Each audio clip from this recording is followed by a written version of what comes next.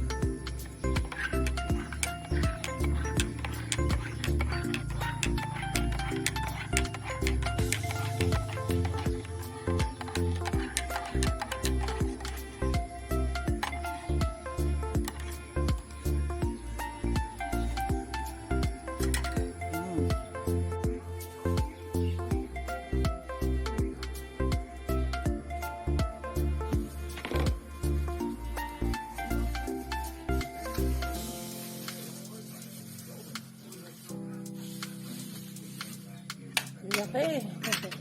Hatiin ko lang.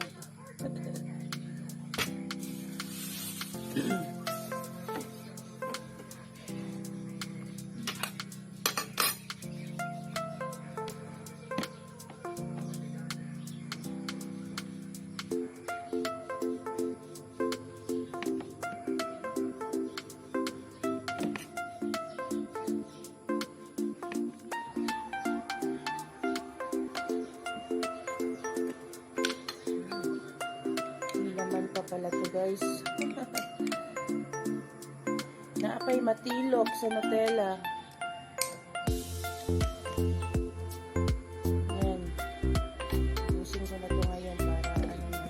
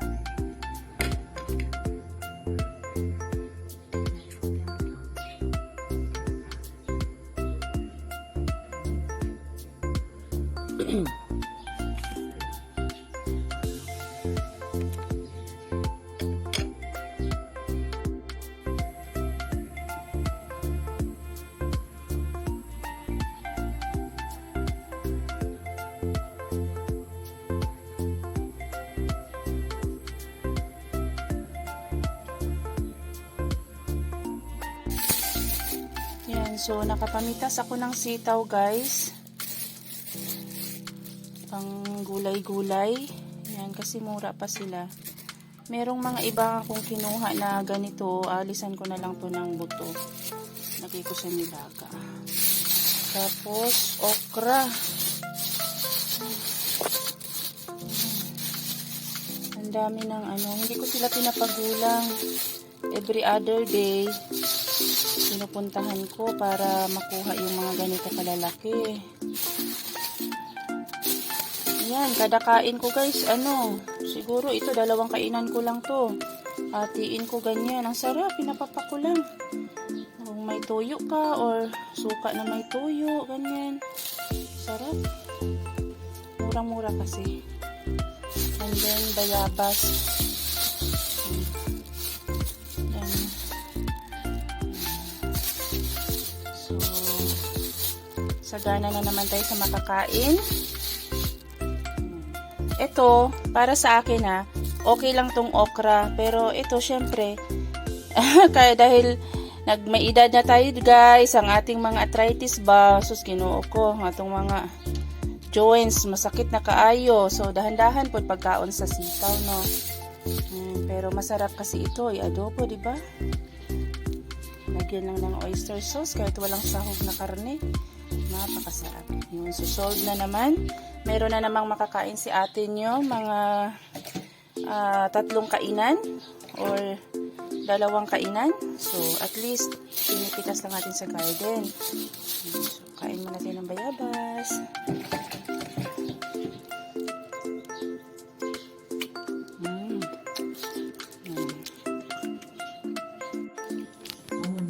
Yan. So, nagprito dahil ko ka ng Shanghai ba guys, pork vegetable Shanghai.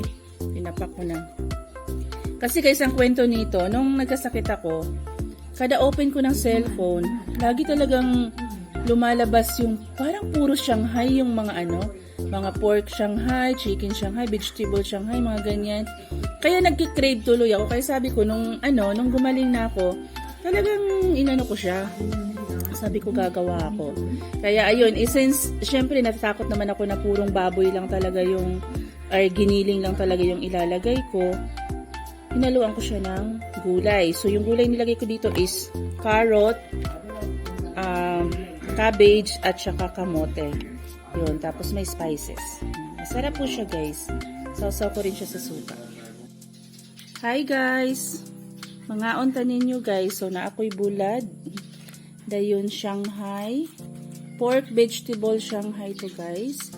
Coffee. And then, yung kulo. Ito guys, so nilagay ko lang to sa ref. So kahit pala naka-ref siya or okay lang yung magiging texture niya. So para lang talaga siyang kamote.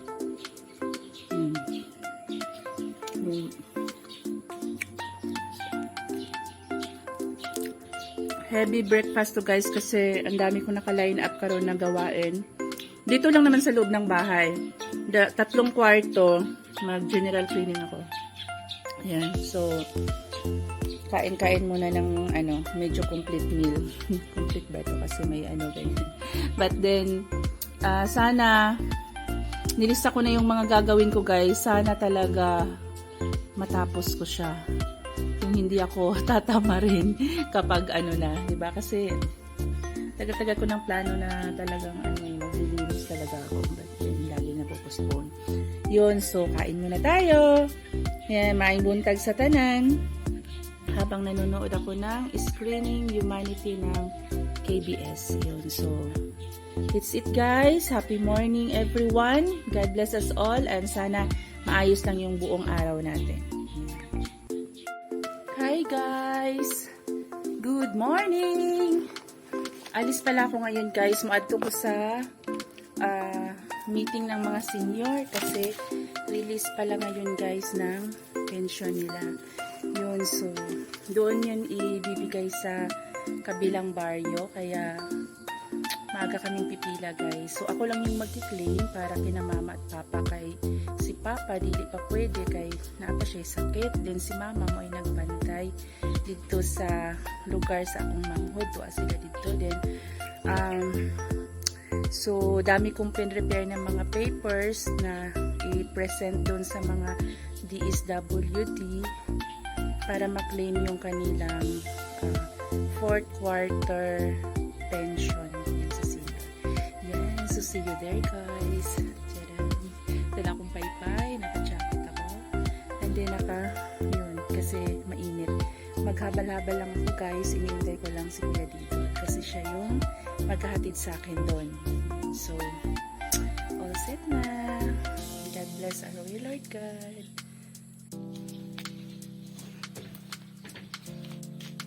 Tingnan nyo pala yung aking ginawa sa halaman guys. Arrangement.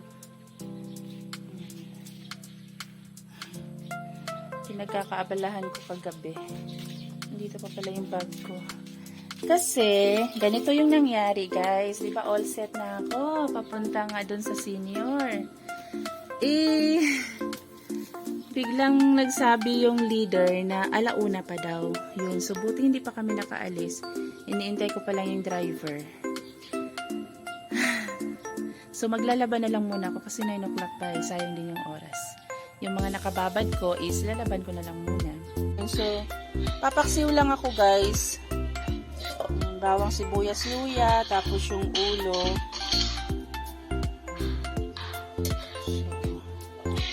Ito yung lunch namin ng mga makukulit. Ano na yung lunch namin. Tapos,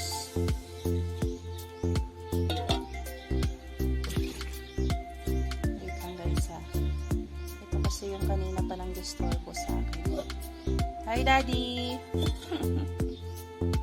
Kaway-kaway ka naman dyan sa vlog, di? Daddy, kumaway-kaway ka naman. Magdali ba? Titimplahan ko muna, guys. So, lalagay tayo ng ilang tak-tak-tak ng Ajinomoto. Tak-tak-tak. Tapos, asin. Suka, mga 1 tablespoon lang na suka guys. Kasi yung pangpaasim ko is ito, kalamansi. Pero mamaya ko na ilalagay yung kalamansi juice kapag na siya. Yung parang malapit ng maluto. Ayan. Tapos salang na natin ang ating paksiw. Kasi tanghali na guys. Yan, so ready na yung lunch natin. Nagpaibabaw din ako sa paksiw guys ng sitaw. Tapos yung sauce niya guys, lang siya, patis, kalamansi at saka sugar, brown sugar or any sugar will do. And then paksiw. Yan, so kain na tayo guys para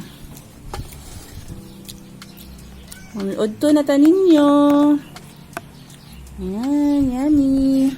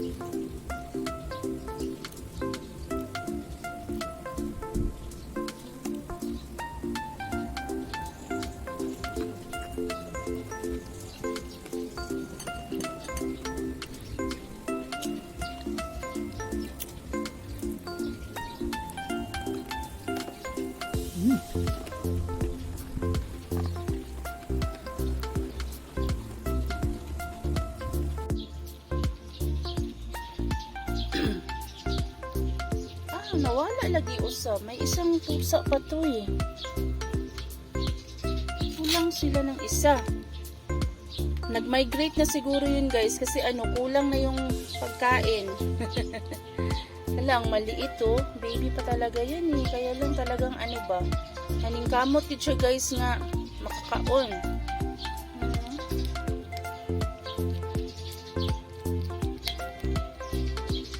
Papakita ko to kay Papa. Dali, galingan yung kumain. Kaya namiss na kayo ni Papa.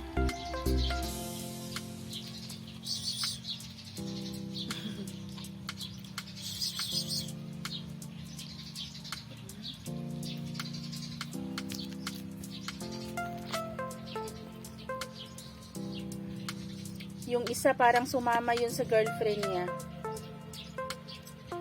Kasi may isang pusa ditong naliligaw eh. Lumandi na naman yun. Ako, huwag na kayong magpabuntis ha. Tama na tong isang maliit. At wala tayong budget sa ano. Naku po. Nakakaawa din talaga sila. No? Makukulit na pasaway minsan.